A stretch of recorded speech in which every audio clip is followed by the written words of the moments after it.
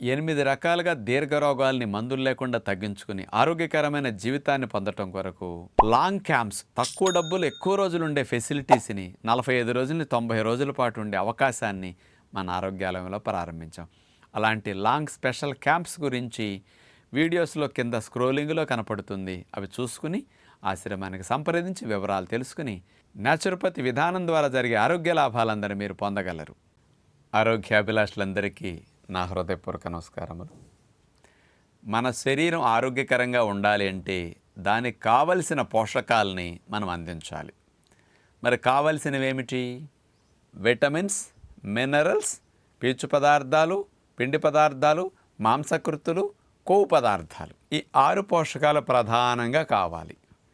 మనకు 7-8 రకాల ఆహార వెరైటీలు అందుబాటులో ఉండి మనం వాడుకుంటూ ఉన్నాం. మరి 7-8 రకాలు ఏమిటో ఒకసారి చెప్పుకుంటే, చిరుధాన్యాలు, వరి ధాన్యాలు ఒకటి మనం వాడుకునేది. రెండవది పప్పు ధాన్యాలు, మూడవది విత్తనాలు, నాలుగవది కూరగాయలు, 5 ఆకుకూరలు, ఆరవది పాలు పెరుగు, 7వది ఆయిల్స్ ఇట్లాంటి బయట నుంచి వాడుతున్నాం కొవ్వుల కోసమని.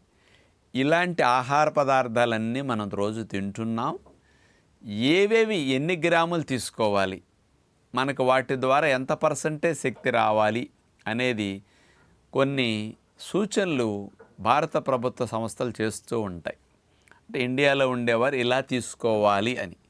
ఆ రకంగా మనం తీసుకుంటే మన శరీరానికి ఆరోగ్యం బాగుంటుంది.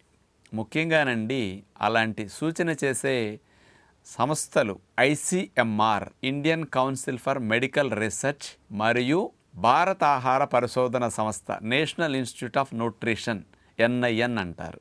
ICMR మరియు NIN వారి సూచనల మేరకు ఏ ఆహార రకాన్ని రోజులో ఎన్ని గ్రాములు మనం తప్పనిసరిగా తినాలి, దాని ద్వారా ఎంత శక్తి వచ్చేటట్టు, ఎంత పర్సంటేజ్ ఎనర్జీ వచ్చేటట్టు మనం జాగ్రత్త పడాలి అనేది వారిచ్చినవి.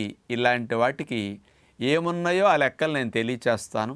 ఇంతవరకు ఇప్పుడు 5-6 సంవత్సరాల నుంచి ఎప్పుడూ ఇట్లాంటి లెక్కలు నేను ఇవ్వలేదు. ఇది వాళ్ళు ఇద్దరూ కలిపి సంయుక్తంగా చేసిన సూచన కాబట్టి, అఫీషియల్ భారత ప్రభుత్వం సంస్థల వారు ఇచ్చిన సూచన కాబట్టి ఇది అందరికీ సరిగా ఆచరణ చేయటానికి సరైన మార్గదర్శకం అన్నమాట. ఇది మొట్టమొదటిది సీరియల్స్ అండ్ మిల్లెట్స్, అంటే వరి ధాన్యాలు, చిరుధాన్యాలు.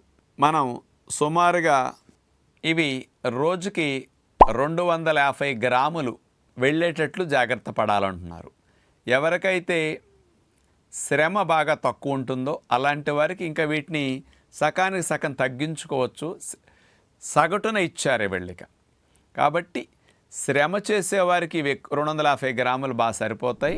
బాగా కష్టపడేవారు ఇంకా పెంచుకోవాలి. దగ్గర 1/2 kg వరకు కూడా పొలం వల్ల కూలి పని చేసుకునే వాళ్ళు కూడా అట్లా ఎక్కువ తీసుకోవాలి. దీన్ని పెంచుకోవచ్చు, తగ్గించుకోవచ్చు. ఇది ఒక్కటే శ్రమను బట్టి మార్చుకోవచ్చు. మిగతావేవి శ్రమను బట్టి పెద్ద మార్చక్కర్లా. ఎందుకంటే తక్షణ శక్తినిచ్చే పిండి పదార్థాలు కాబట్టి.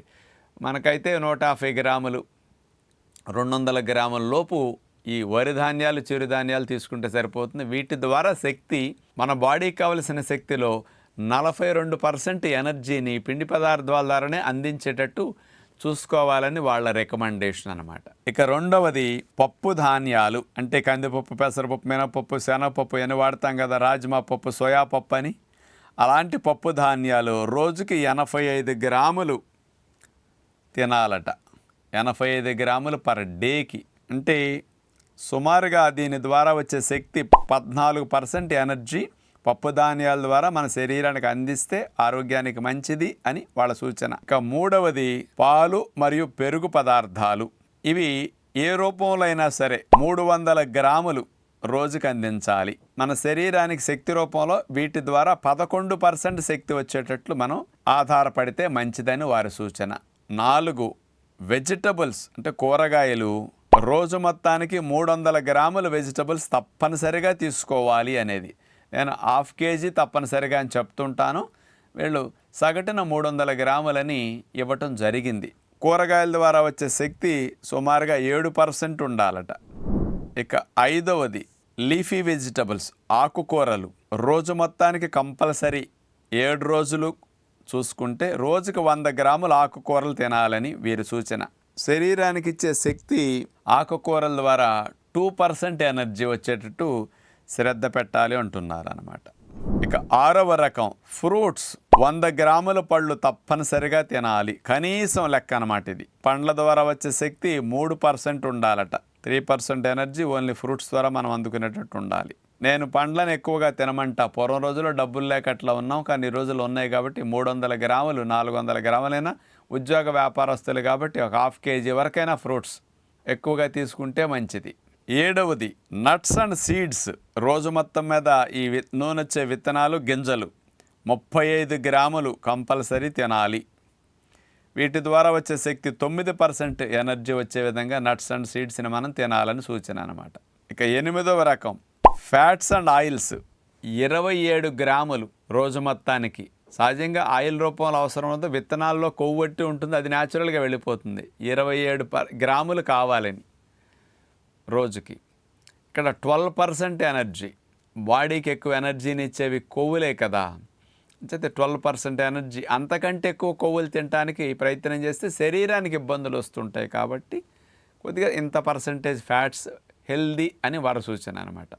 ఇలాంటి ఈ 8 రకాల ఆహార పదార్థాలని ఎంత పర్సంటేజ్ ఎనర్జీ విచ్ఛిన్నంగా తినాలి, దానికి ఎన్ని గ్రాములు తింటే అంత ఎనర్జీ వస్తుందని ఇట్లా వీటన్నిటి గురించి వారు సూచన చేయటం జరిగిందనమాట. అందుకని మనము ఇన్నాళ్ళు చేసిన పొరపాట్లు ఏమిటంటే, కష్టపడే పని చేసే బాగా పొలం పనులు బరువులు మోసే మన తాతలు ముత్తాతలు ఇంతంత అన్నము తినటం కోసం, అన్నం వెళ్ళటం కోసం కూర ఇంత పచ్చడి ఇంత పెట్టుకుని ఆ రోజుల్లో ఉన్న పరిస్థితులకు అలా తిని అలాగే కాస్త అన్నం ఎక్కువ పెట్టుకు తింటాం అలవాటు చేసి కూరలు కొంచెం తింటాం అలవాటు చేశారు. అదే ఇప్పుడు మనం ఉద్యోగ వ్యాపారాలు చేస్తున్నాం, మనం అలా నేర్చుకుని మన పిల్లలకు అదే నేర్పుతున్నాం.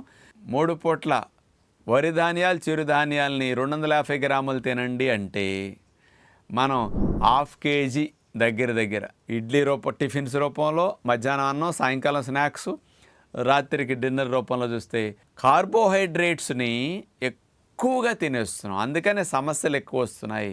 అది ఒక్కటే తగ్గించుకుని మిగతా వాటి పర్సంటేజ్ మీరు పెంచుకోండి.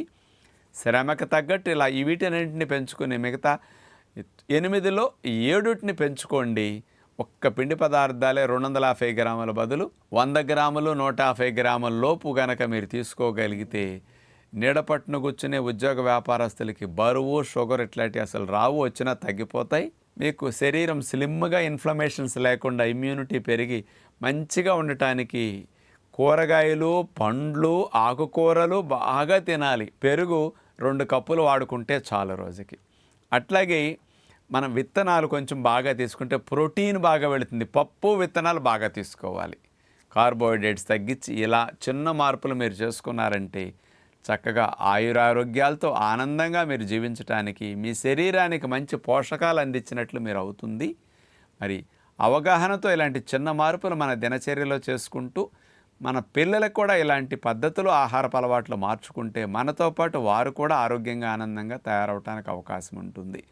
అందరం కోరుకునే విధంగా అలా తయారవటానికి మనం మారాలి, ఆహారపు అలవాట్లు మార్చుకోవాలి అని ఒక సంకల్పం అందరూ తీసుకుంటే మంచిదని విజ్ఞప్తి చేస్తూ నమస్కారం.